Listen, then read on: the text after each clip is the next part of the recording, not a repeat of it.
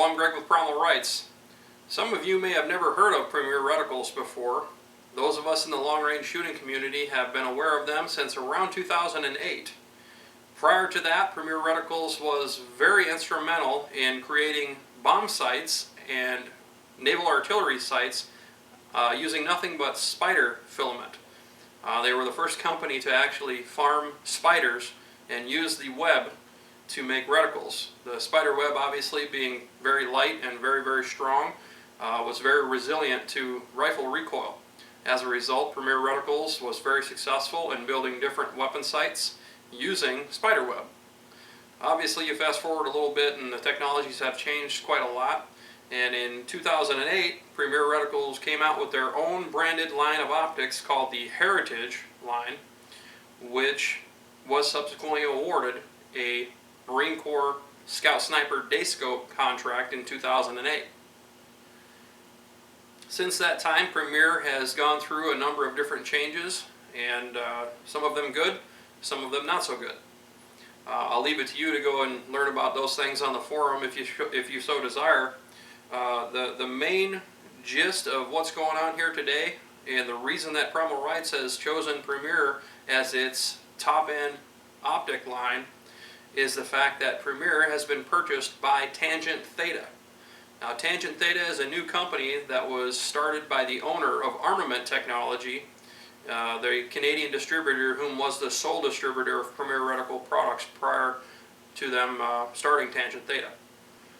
We're very excited to be working with Tangent Theta, and going forward, we look forward to having all kinds of new exciting things come from that arrangement and our relationship with that company. But what we're going to be doing today is looking at the Premier Tactical line and the Premier Light Tactical that you see behind me. So we're going to take a minute to look at these two different lines of scopes and see what features are offered on each and why we here at Primal believe them to be an excellent option for a long-range shooter. Here I have a 3-15 by 50 tactical Premier mounted on a Desert Tactical Arms covert. As you can see, the 3-15 is a perfect fit for the covert. It's just short enough so it doesn't stick out past the end of the handguard, and it's very, very robust and has a tremendous amount of elevation available. As with most optics, most of you, I don't need to tell what's going on here, but we've got the ocular housing down here on this end with a flip-up scope cover. We'll go over these features individually here in a moment, but we'll just kind of take a grand tour right now, if you will. We've got the power ring here, which controls our magnification.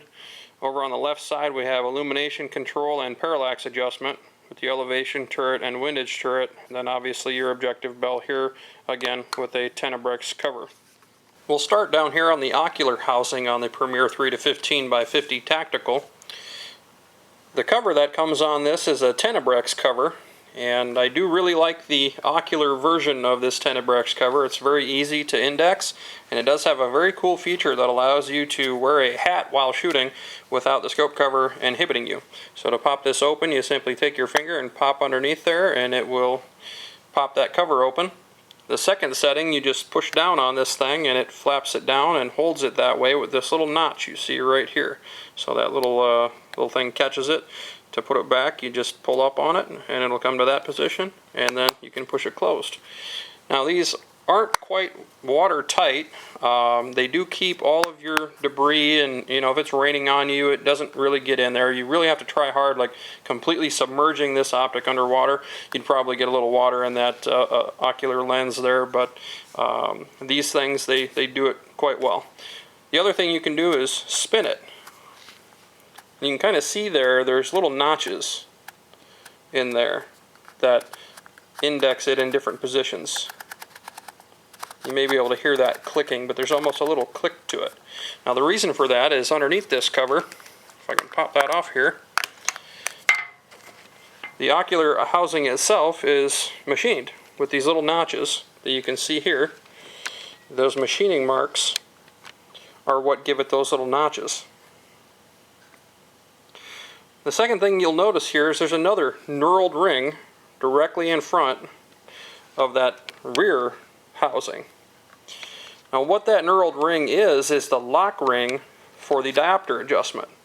This is another one of my favorite features of the Premier tactical scopes, is the fact that I can lock my diopter setting exactly where I want it. The way I would adjust my diopter is to simply loosen this lock ring, and it comes out, and you can see it's very loose. You don't have to loosen it up a long ways, and as soon as I have that loose, I can then adjust my diopter setting. Once I have it where I want it, I lock it in place using this ring. Once it's locked in, that thing is going nowhere. It's not going to move once that ring is in place. So you can lock your diopter setting in there wherever you like it, and you don't ever have to worry about it moving. This is very much better than a lot of the more common designs you see amongst the higher end optics these days that have a quick adjust diopter setting. I really hate those things because they're always accidentally getting moved to the wrong position. Moving forward a bit, you see the magnification ring. Now the magnification ring is it's a solid ring. It's made out of aluminum, so it's the same material as the scope body and the rest of the parts. It's not coated in rubber or anything like that. It's got this heavy knurling on here that helps you get a grip of it and move it.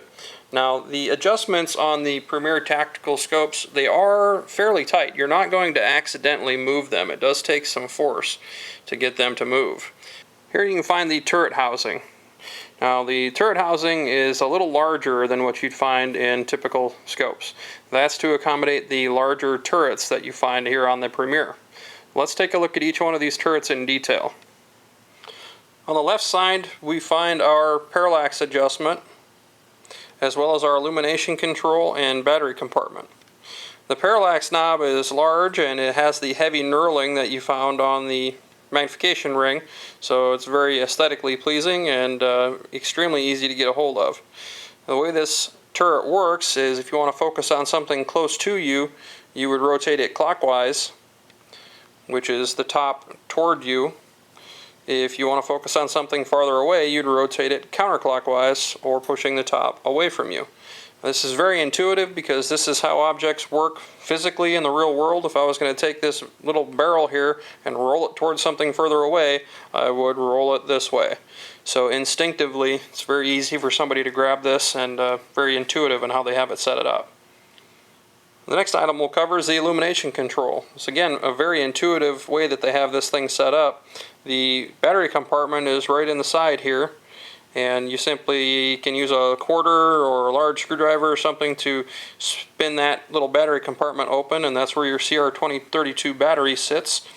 To activate the illumination, you would pull out on this knurled knob, exposing your different indications here for your power that you're going to have the illuminator set to.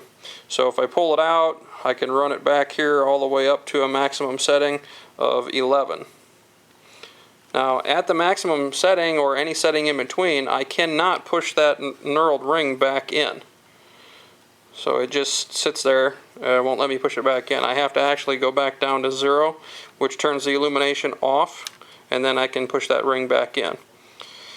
So at 0, obviously the illumination is off. If I pull it out, it's still off until I get it to a number.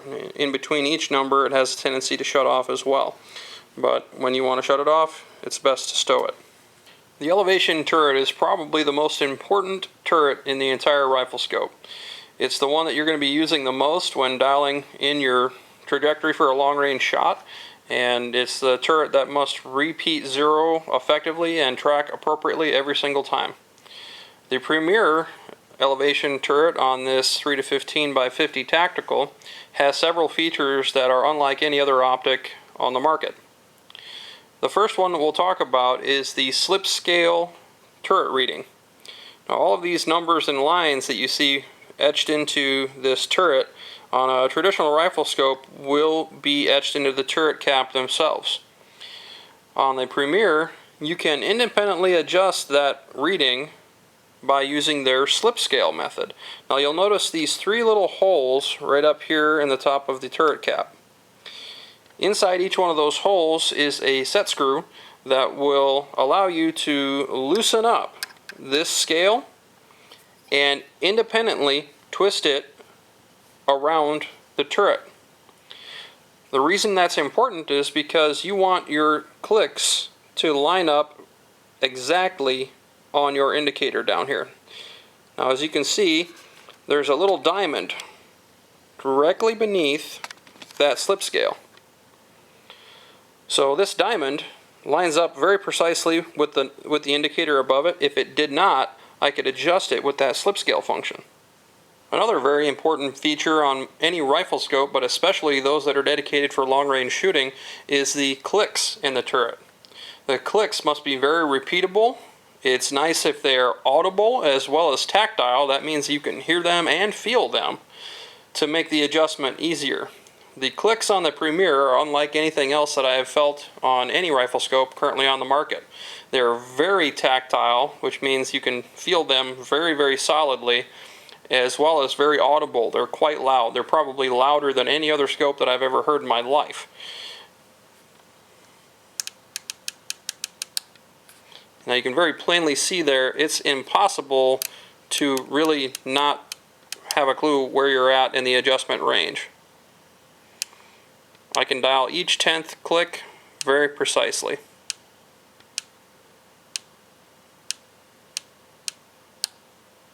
Now, did you notice that there was a heavy click? That is the MTC, or more tactile click feature of this particular scope. It's on several other optics on the market as well, Schmidt & Bender and US Optics. The technology was actually invented by US Optics, and Premier has licensed it for use in their scopes. That MTC click results in a heavy click every full mil. So the 10th mil clicks in between are very tactile and audible. However, the full mil is more so.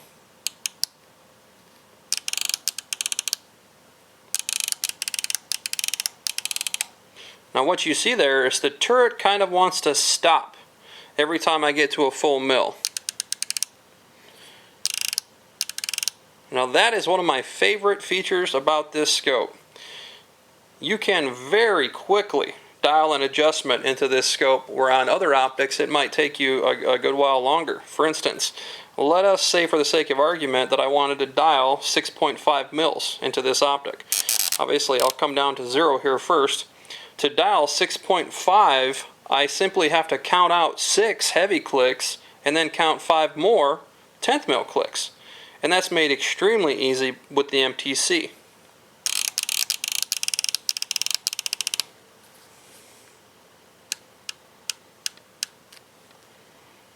And there I am at 6.5 mils.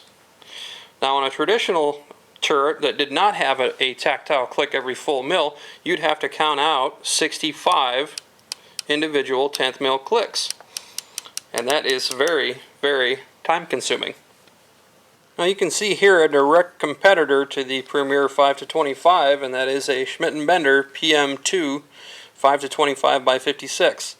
Now I wanted to illustrate the differences between these two turrets, since these two scopes are often compared to each other.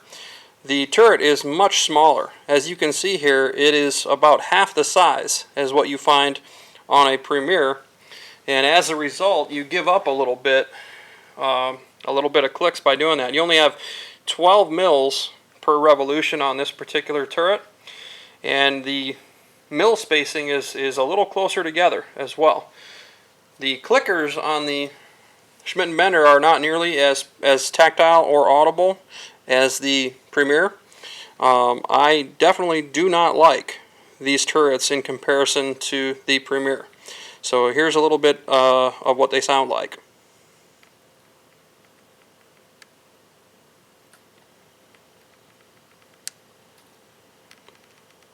Now you will notice that there's a heavy click there.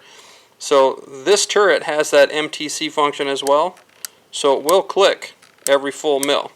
Now the full mil clicks are very good. I can click right into them. However, the 10th mil clicks in between are very mushy. And I have a tendency to overshoot the click after the 10th of a mil with the S&B.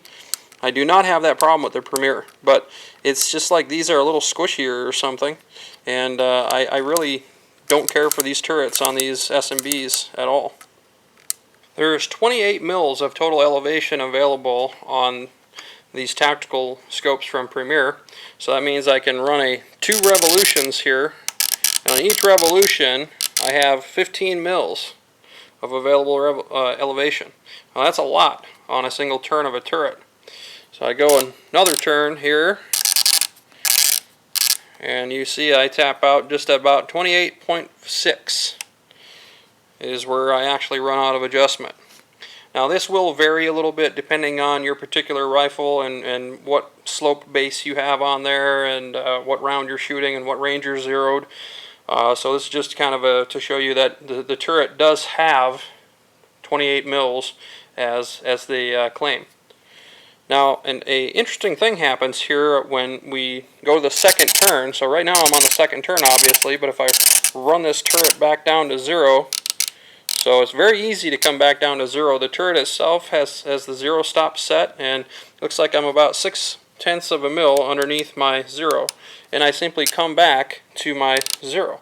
Now with the MTC turret, this is very easy. I just go past until it stops, and then just come right back to 0.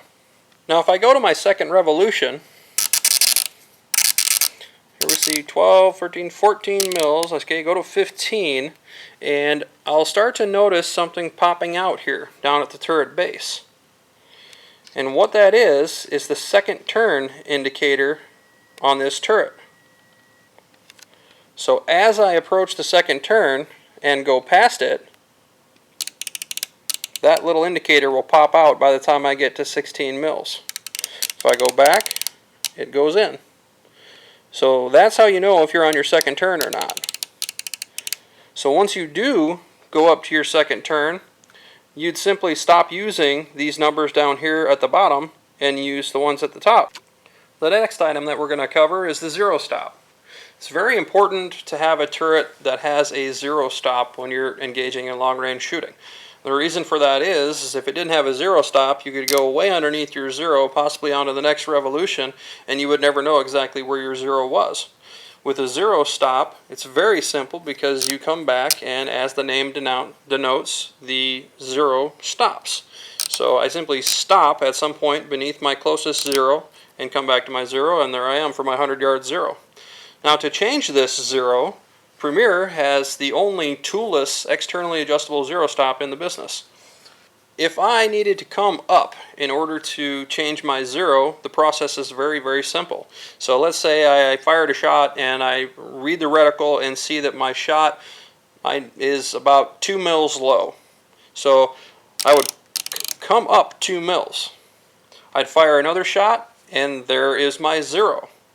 To re-zero this turret, I simply take a shell casing or a loaded round and use the rim as a lever to flip this paddle on the top of the scope up. So once I flip this paddle up, it kind of just flops there loose. If I would push it back forward in its current position, you can see it doesn't want to go down. As I unscrew it, it goes down and slides freely. So I could turn it this way until it starts getting tight. Obviously it's not doing anything there. What this is doing is disengaging a little clutch inside there that allows me to readjust my turret without actually affecting my reticle.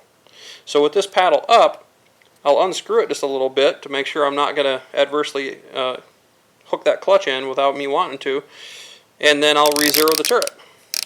Now you can see I'm not moving the reticle in this scope right now, yet the 0 stop still functions.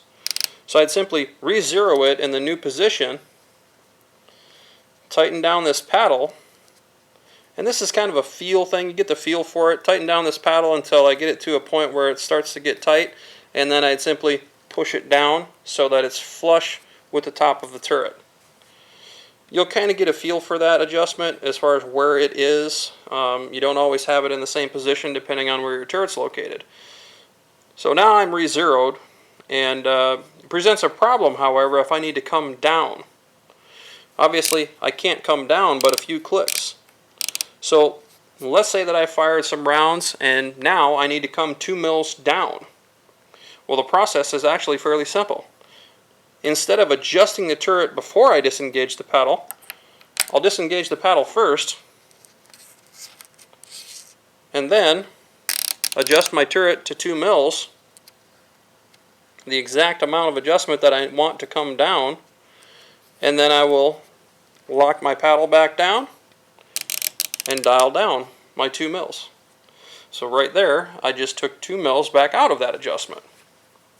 So it's an extremely intuitive, toolless way to adjust the turret without having to break out any hex wrenches or Allen keys or anything else. You don't have to take the turret off, which is absolutely incredible, because you take the turret off, there's all kinds of grease under there, and any dirt that you've got blowing around your firing position will get stuck to it, and it's just not a good deal. So this is an extremely innovative way that Premier has come up with to adjust the zero stop on these turrets without taking any tools to it.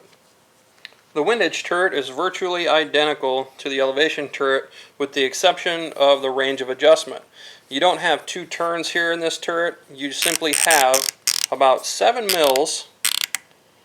It's actually just a little couple clicks past 7, about a click and a half, it seems like, past 7 mils of adjustment. That's both to the left and to the right. As you can plainly hear, the clicks are very tactile and audible, and they have the MTC click in this turret, as well as the 3 little holes here to accommodate your slip scale.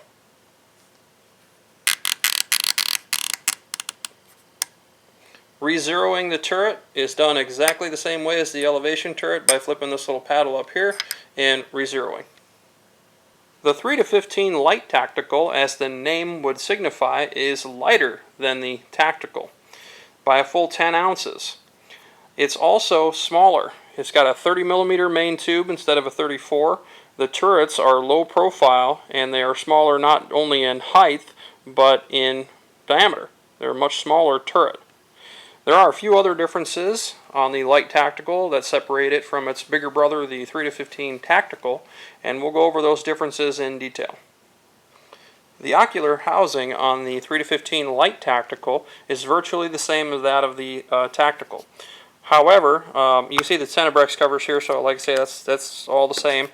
The biggest difference here is the fact that the magnification ring, instead of being aluminum, is actually coated in rubber. The parallax ring is low profile and smaller in diameter than on the tactical. However, it does work the same way. The elevation turret on the 3 to 15 light tactical is very different than anything else currently on the market. It does have a zero stop, which stops 2 clicks and 0.2 of a mil here below zero. The zero stop is controlled by the turret. However, on the light tactical, there is no externally adjustable toolless zero stop like is found on the tactical model. There are little tiny holes here, just like a typical rifle scope. You would loosen up the screws in those holes, re-zero the turret, and it would also re-zero the zero stop. This is a 12 mil double turn turret. What that means is that you can turn the turret around twice, you get 2 revolutions, and you get 6 mils per turn. So if we start adjusting here, the second turn indicator is different on this light tactical than it is on the tactical counterpart.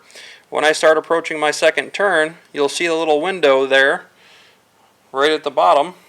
This window will indicate a 2 instead of a 1. That lets you know that you're on your second revolution and that you should use the top numbers instead of the bottom. The clicks on the light tactical are not nearly as audible or tactile as on the tactical line of scopes. However, they are very good and very easy to adjust. So I can go 10th mil clicks and they line up precisely with my indicator, no matter if I'm on the first revolution or my second revolution. They do not have MTC clicks, so I can go right past my whole numbers there without changing or feeling any difference in click at all. The clicks themselves I would equate to about the same feeling as you have on a Night Force. They're very positive, very good, and you're not going to ever really be lost on the turret or not know what 10th of a mil click you're into.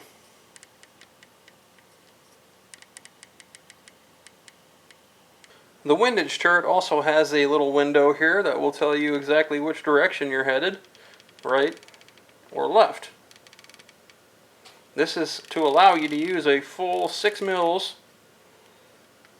both ways without giving up any space on the turret.